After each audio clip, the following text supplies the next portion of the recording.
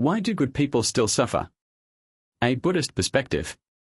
Have you ever looked at someone who's kind, selfless, always doing the right thing and wondered, why are they the ones who suffer the most? Or maybe you've asked this silently about your own life. I try so hard to be a good person, so why do I keep facing so much pain? This is not a new question. It's ancient. It has echoed across cultures, religions, and generations. From the stories of Job in the Bible, to quiet prayers in hospital rooms, to long, sleepless nights when life just doesn't seem fair. We often ask, why do bad things happen to good people? And deep down, we hope for a kind of justice, a world where kindness is rewarded and cruelty is corrected. But Buddhism offers us a different lens. It doesn't deny suffering. It doesn't say, you deserve this, or just be positive. Instead, it gently says, suffering is real. But hidden within it is the seed of awakening. The pain you feel is not a punishment. It's a doorway to wisdom, to freedom, to something deeper than comfort. Buddhist wisdom doesn't rush to explain pain away. It invites us to sit with it, understand it, and in time, to transform through it. So maybe the real question isn't why do good people suffer? But rather, what can we discover in the suffering that only a good heart would be willing to face? Stay with me. Let's walk through this together. 1. The first truth: suffering is universal. Why even the kindest souls suffer? A Buddhist perspective. There's a quiet moment when we realize suffering doesn't skip anyone. It doesn't matter how kind you are. It doesn't matter how honest, patient, or generous. Suffering visits us all, like seasons, like storms, like night following day. The Buddha once said, all conditioned things are unsatisfying. They are impermanent. And to see this clearly is wisdom. That means every part of life that depends on circumstances, our health, relationships, even our beliefs, is always changing. And when we expect them to stay the same, to make us happy forever, we suffer. But here's something most people don't realize. Even the Buddha himself, the awakened one, felt pain. He experienced physical illness, betrayal by friends, the death of loved ones. If suffering could be avoided by being good, the Buddha would have walked through life untouched. But that's not how reality works. You see, suffering is not a punishment. It's not some cosmic revenge. It's simply part of being human. Like how fire is hot, or rain is wet, life contains suffering. But in that truth, there's actually comfort. Because once we stop trying to run from pain, once we stop taking it personally, we begin to see it for what it is, a universal thread that connects every life. No one is alone in their pain. Not even the wisest among us. And maybe, just maybe, in accepting this truth, we start to suffer a little less. Karma isn't instant justice. Why bad things still happen to good people? A Buddhist truth. Have you ever looked at someone kind, selfless, deeply good, and wondered why life still seems so unfair to them? If karma is real, why do good people suffer? Why do those who lie or cheat sometimes thrive, while those who love and serve are left behind? The Buddha offered us a gentle, yet powerful reminder. Don't underestimate even a small good deed, for drops of water fill the jar. You see, karma, or what we might call the law of cause and effect, is not some vending machine where you press a button and instantly get what you deserve. It's not quick justice. It's not tit for tat. Karma works like seeds in a vast garden. Some bloom quickly. Some take years. And some may not bloom until another life altogether. A person might be reaping sorrow not because of who they are now, but because of seeds sown long before, even beyond this lifetime. That doesn't mean they're being punished. It just means life is deeply, mysteriously interconnected. It also means your acts of kindness, even the unseen ones, are never wasted. They're like drops of water slowly filling the bowl. So if you're wondering why your goodness hasn't paid off yet, be patient. Goodness is not a transaction. It's a direction. And karma, like nature, moves in seasons, not seconds. Letting go of ideal justice, learning to accept. What if life wasn't meant to be fair? A Buddhist take on acceptance. We grow up with this deep belief that life should be fair. That good people deserve good outcomes. That if you do the right thing, life will treat you kindly in return. But then something happens. You lose your job after years of loyalty. Someone you love walks away without explanation. Or illness shows up uninvited. And in those moments, a question rises like a scream. Why me? Why is this happening to me? Buddhism gently invites us to turn that question around. Instead of asking why, it asks, what can I learn from this? You see, the more tightly we hold on to the idea of perfect justice, that everything should make logical, moral sense, the more we suffer when life doesn't cooperate. But when we let go of that expectation, we begin to see the world not as something to fight, but something to understand. Pain still hurts, but it no longer has to feel unfair. It becomes part of a larger unfolding. A teacher, not a punishment. And from that shift, wisdom arises. Compassion deepens. And somehow, life feels lighter, even when it's hard. So maybe the question isn't, when will this be fair? But rather, how can I grow from here? The meaning of kindness. Goodness as inner strength. Why kindness isn't weak. It's the strongest thing you can be. Have you ever done something kind, really kind, and yet, no one seemed to notice? No thank you. No return gesture. Just silence. It's easy, in those moments, to wonder, what's the point? Why be good in a world that doesn't always reward it? But here's the truth that Buddhism whispers. A kind act is never wasted, even when the world stays quiet. Because goodness isn't just about results. It's about who you become as you live it. Every time you choose compassion over cruelty, patience over anger, or honesty over shortcuts, you're not just shaping your future. You're shaping yourself. Goodness strengthens the mind. It calms the heart. It creates an inner anchor. So even when storms come, you don't lose your balance. That's the real fruit of right action. Not applause, but peace. So no, kindness isn't weakness. It's courage.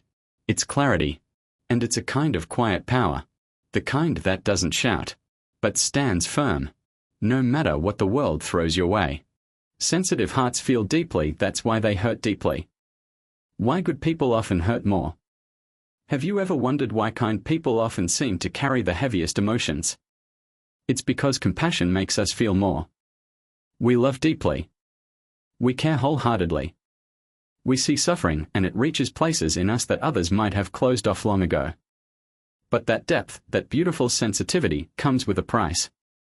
We also hurt deeply. Sometimes the world feels too loud, too cruel, too careless. And if you're someone with an open heart, you feel every note of that harshness. But the Buddha taught, the wise do not avoid pain. They simply do not let pain turn into hatred. And that makes all the difference.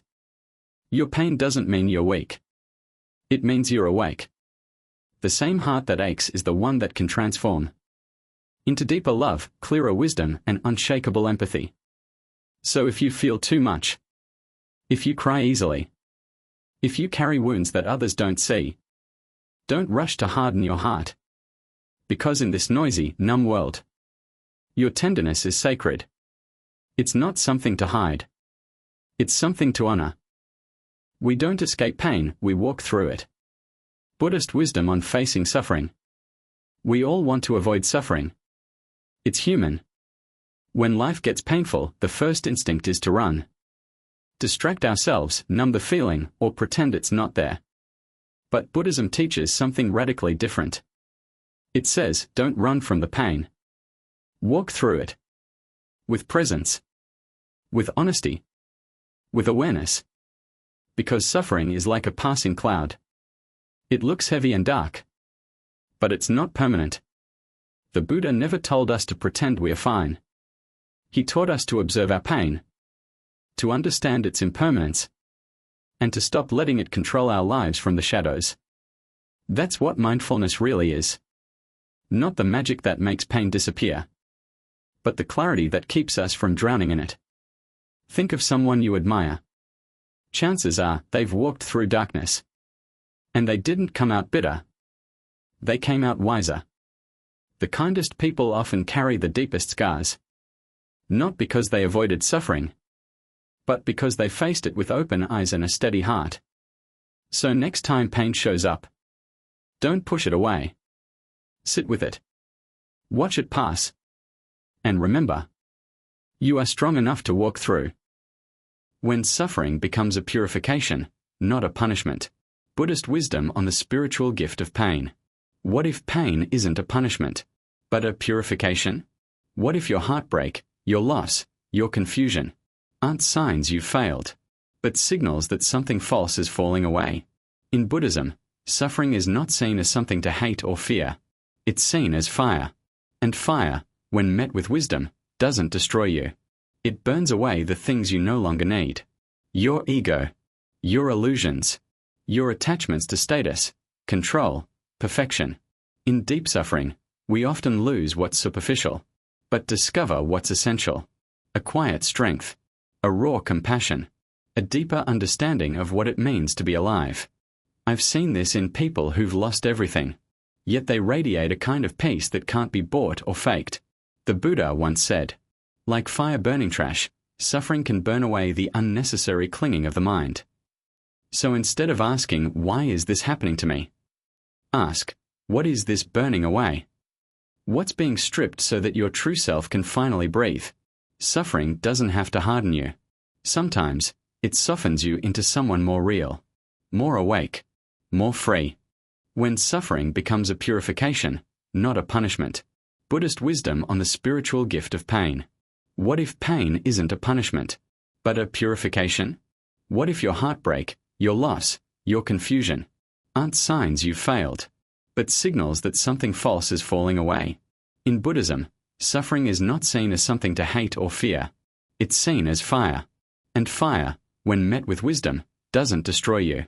It burns away the things you no longer need.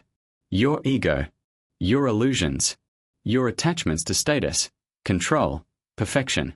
In deep suffering, we often lose what's superficial, but discover what's essential. A quiet strength, a raw compassion, a deeper understanding of what it means to be alive. I've seen this in people who've lost everything, yet they radiate a kind of peace that can't be bought or faked. The Buddha once said, like fire burning trash, suffering can burn away the unnecessary clinging of the mind. So instead of asking, why is this happening to me? Ask, what is this burning away? What's being stripped so that your true self can finally breathe? Suffering doesn't have to harden you. Sometimes, it softens you into someone more real, more awake, more free. Good people know how to love themselves too. Buddhist wisdom for the kind-hearted. Some of the kindest people I know are also the ones who suffer the most. They forgive others with such grace. But when it comes to themselves, they're harsh, self-critical, never enough. Do you know someone like that? Or maybe, is that you? The Buddha once said, you, yourself, as much as anybody in the entire universe, deserve your love and compassion. And yet so many kind souls believe that being good means always giving, always staying, always enduring. But true goodness isn't about self-sacrifice to the point of self-erasure. It's about balance. It's knowing when to hold on, and when to let go, when to forgive, and when to step away, when to care for others, and when to return home, to yourself. Being a good person doesn't mean tolerating everything. It means learning to listen to your own heart, to protect your peace, and to treat yourself with the same tenderness you offer everyone else. So the next time you're about to put yourself last again, pause. Ask yourself, if someone I loved were in this situation, what would I tell them? Now say that, to yourself, because being good to others starts with being kind to you. The light of a good heart still shines, even in darkness. Silent kindness still changes the world. Sometimes, life feels deeply unfair. Kind people get hurt. Truth is overlooked.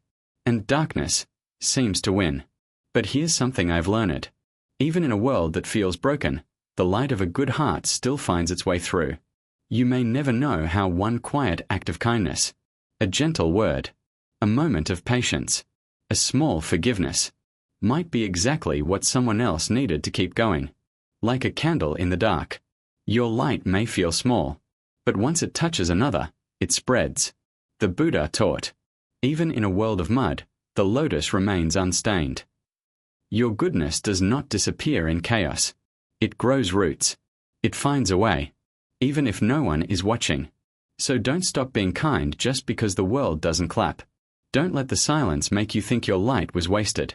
Because sometimes, the most powerful change begins quietly. Sometimes, the ripple you start today doesn't reach the shore until much later. You are doing more than you know. Keep shining. Blooming in the mud. Rising beyond suffering. The Buddha's path was never about avoiding pain. It was about transforming it. Like a lotus flower that blooms from muddy waters, we, too, can rise through our struggles and find clarity, strength, and grace. Maybe you've walked through darkness, grief, betrayal, illness, or loss. And maybe in that darkness, something quietly began to grow. A deeper compassion. A clearer sense of what matters. That's not weakness. That's awakening. The Buddha said, just as a lotus flower blooms in muddy water, so too can a person rise above suffering and awaken. Your pain does not define you. But what you choose to do with it, that might. So, keep walking. Even if the road feels heavy, even if you're unsure. With kindness in your heart, and wisdom as your guide, suffering can become the very soil in which your joy blossoms. Let this be your reminder. The mud is not the end, it's the beginning.